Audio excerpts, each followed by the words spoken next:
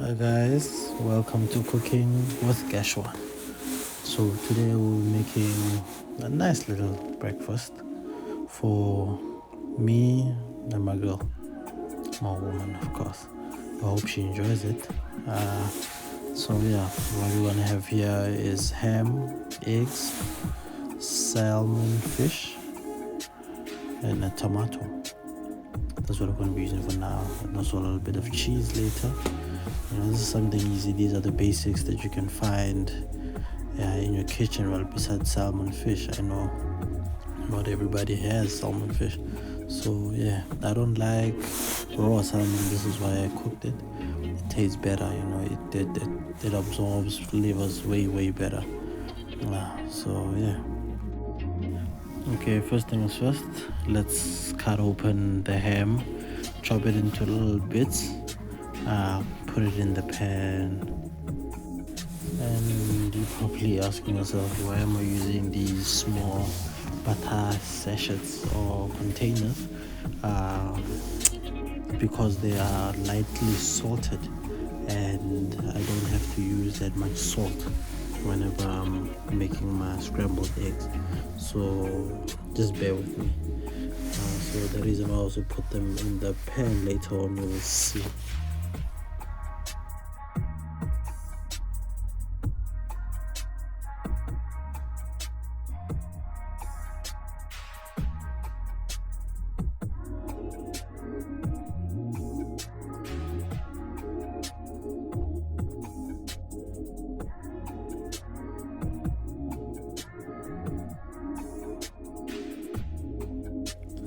Please do rinse your pans and cutlery before you use them.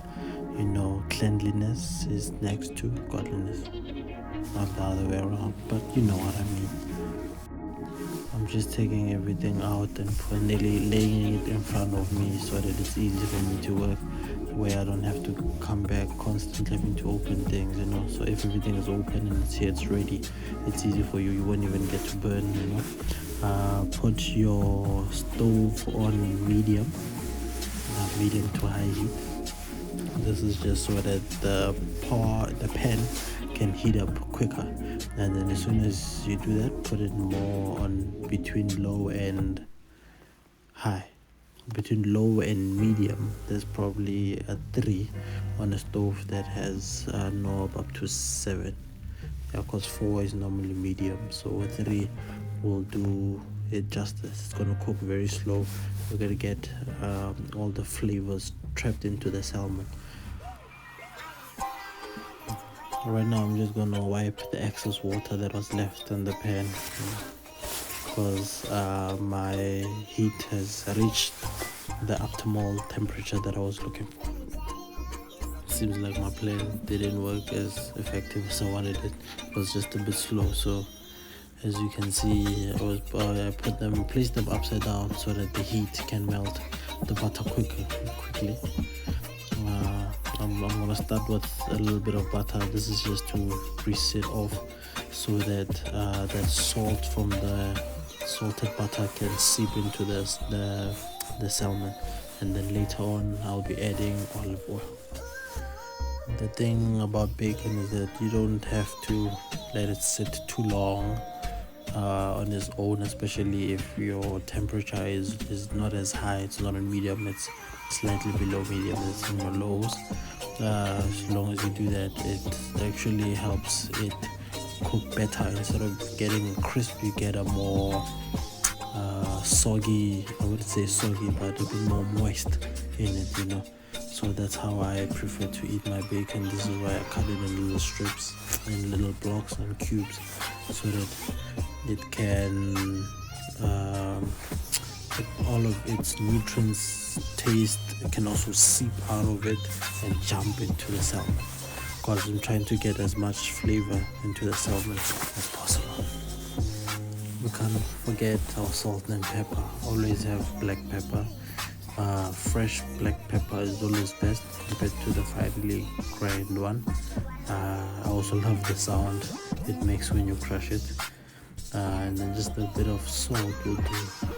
So yeah, this wasn't salt though, this was more of a mixture of herbs that I was using. They'd actually brought in the flavor.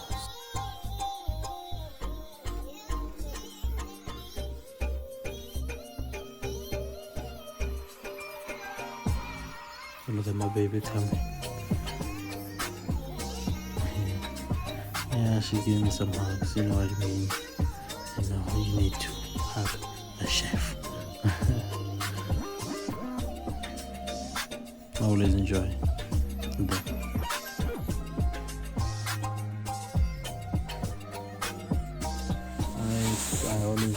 I prefer my salmon to be as fine as possible.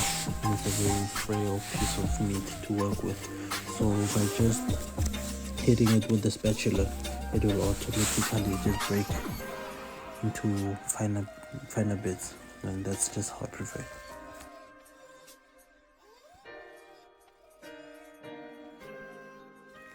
Now it's time for the ham. I'm gonna cut it in little squares, and then I'm gonna put it in that way when I add the eggs later and I mix everything up, the scrambles are gonna have an even taste with every bite that you get. Take all the eggs that you want, break them in a bowl, whisk them. Don't whisk them too much. Don't let the egg whisk be yellow as if it's smooth. Let the contrast of the yolk and the egg whites still be seen when you're mixing them together, and then that's what you're gonna pour into the pan. Now grab your extra virgin oil. Oil, not too much, just a little bit, just to get the pan a bit wet. This is where you're gonna do your sunny side up. My woman prefers them well done. I prefer them running, but this time I'm just gonna choose to make them sunny side up, and we get to enjoy the breakfast together. I'm going to crush a bit of spice at the bottom of the pan so that the eggs should have also a bit of seasoning at the bottom.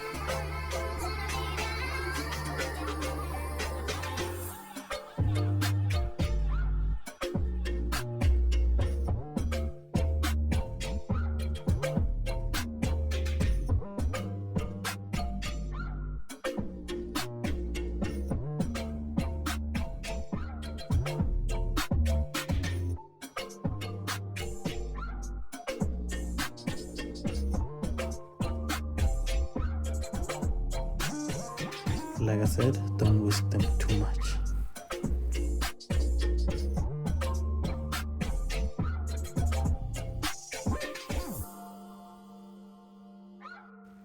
Mix everything else in together for even portions or even bites.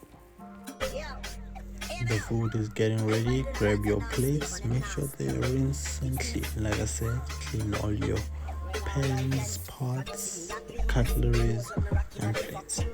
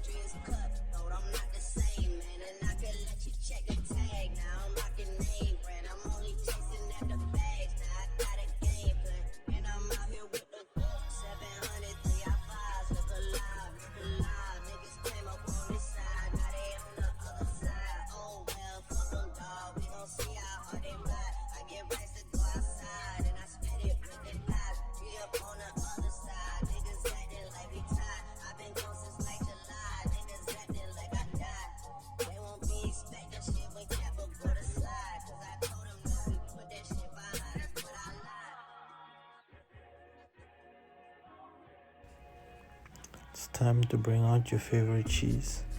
I like using sliced cheese because they're easier to work with. I don't have to be grating all day. And when you grate, you actually use a lot of cheese without actually paying attention. So I'm gonna layer a few slices on top of the eggs, but just on the sides, not all around. Then I'm gonna put one on the side.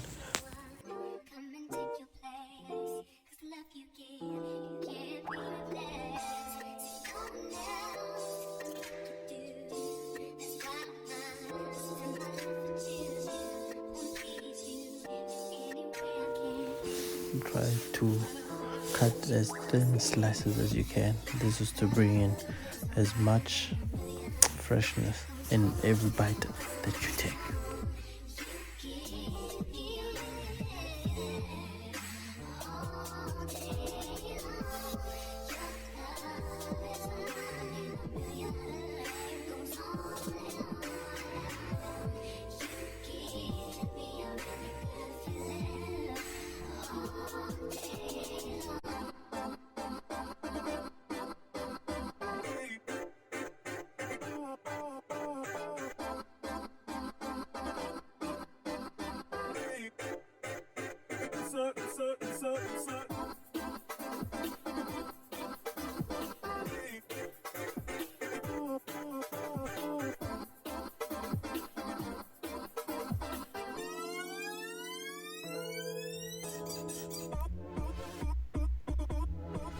Say hi to the birdie.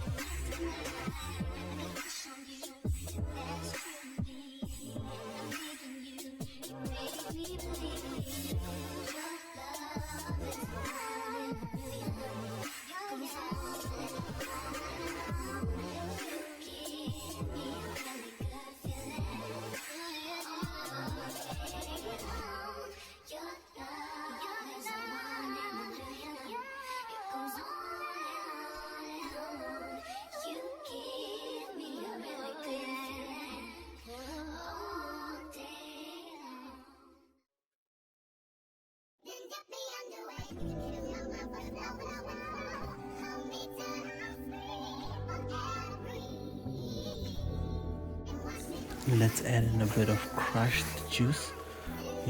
Any flavor will do right about now.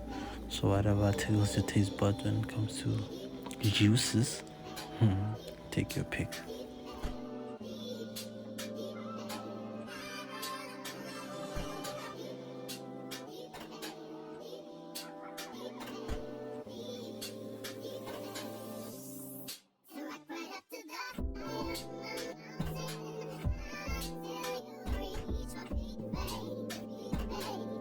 And there you have it.